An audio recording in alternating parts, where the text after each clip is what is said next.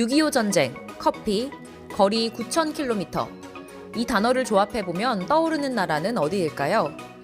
네, 바로 에티오피아입니다. 한국에게는 정말 고마운 나라 중 하나인데요. 이번 사태로 전 세계의 경제가 어려움을 겪고 있지만 에티오피아는 더 어려운 상황으로 예상됩니다. 왜냐하면 이번 사태로 에티오피아에서 활동하는 해외 봉사단체와 기구들의 상황이 여의치 않아 활동을 전면 중단했기 때문인데요. 일본과 미국 등 해외 봉사단체는 지난달 중순부터 단원들을 자국으로 소환했고요.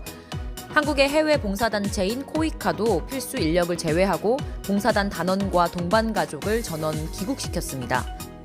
그러나 국가적인 철수에도 현지에 남아 묵묵히 자신의 자리를 지키는 분이 있습니다. 바로 한국 정부 파견으로 에티오피아에서 태권도장을 운영하는 김도진 사범인데요. 현재 에티오피아에도 확정자가 발생한 상황이고 또 현지에 있던 파견직 외국인들과 코이카 철수 소식에도 그는 에티오피아에 남아있기로 했습니다. 그가 이런 결정을 한 건 현지에 남은 학생들을 위해서인데요. 그는 어렵게 구한 마스크를 자신의 학생들에게 나눠주며 집에 도착할 때까지 벗지 말라고 당부하는 등 학생을 세심하게 챙겼고 평소 오갈 데 없는 학생들을 자신의 집에서 직접 보살피는 진정한 사범의 모습을 보여주고 있습니다. 김 사범은 언론과의 인터뷰에서 가족들만 고국으로 돌려보낸 채 남아있는 태권도 사범들이 아직도 세계 곳곳에 있다며 우리의 모습이 현지인들에게 희망의 등불이 되길 바라고 한국의 위상을 널리 알리는 계기가 됐으면 한다고 전했습니다. 현지에서 외롭고 불안할 텐데도 책임감 있는 그의 따뜻한 행동이 알려지면서 각종 SNS에서는 그를 향한 다양한 반응이 이어지고 있는데요. 존경스럽다. 최고라고 생각해. 민간 외교를 잘하고 있네요. 건강하시고 앞으로의 활약도 기대합니다. 사범님 모든 게 감사합니다. 나보다 남을 먼저 생각하는 게 자랑스럽다 등 현지 학생들과 마을 주민들에게는 감사와 응원의 마음을, 또 한국인에게는 큰 귀감이 됐습니다.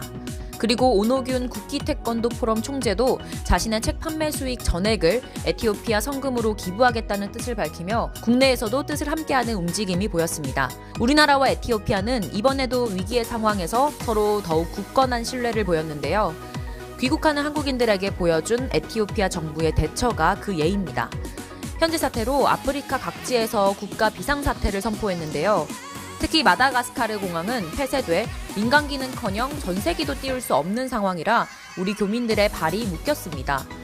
이때 아프리카 대륙의 항공허브 역할을 하는 에티오피아가 마다가스카르 정부를 설득해 공항을 한시적으로 열게 하고 한국 교민들을 에티오피아로 이동시킨 뒤 교민들을 안전하게 한국으로 보냈습니다. 이 과정에서 발생한 비용 대부분을 에티오피아 정부가 부담했는데요. 이번에는 우리나라가 에티오피아에 보답하기로 했습니다. 지난 30일 에티오피아 총리는 트위터를 통해 한국의 위기 대응이 성공적이었다는 칭찬과 함께 지원 요청을 했는데요. 우리 정부도 방역 지원을 요청한 126개국 중에 에티오피아를 우선 지원한 것으로 알려졌습니다. 과거에도 아무런 관계가 없던 한국에 6.25 전쟁이라는 큰 위기가 발생하자 에티오피아 황제는 자신의 친위대를 보내면서까지 한국의 자유를 지키는 데 앞장섰죠. 우리나라도 전쟁 후 한동안 막혔던 에티오피아와 수교를 하고 나서 적극적으로 지원하기 시작했는데요. 특히 정부의 지원뿐만 아니라 민간단체에서도 다양한 방면으로 에티오피아 지원에 나섰습니다. 에티오피아 현지에 병원을 세워 열악한 에티오피아의 의료체계를 지원하거나 참전 용사 후손들에게 자동차, 봉제, 용접, 건축 등 직업교육을 확대한 것이 그 예입니다. 서로 나누면 기쁨은 2배가 되고 슬픔은 반으로 나눠진다는 말처럼 양국이 지금의 어려운 시기도 잘 극복했으면 좋겠고요. 혹시 자유롭게 외출과 여행을 할 수 있는 날이 오면 에티오피아 여행은 못 가더라도 춘천 에티오피아 박물관 관람과 함께 커피 한잔 하는 건 어떨까요? 시청해주셔서 감사합니다.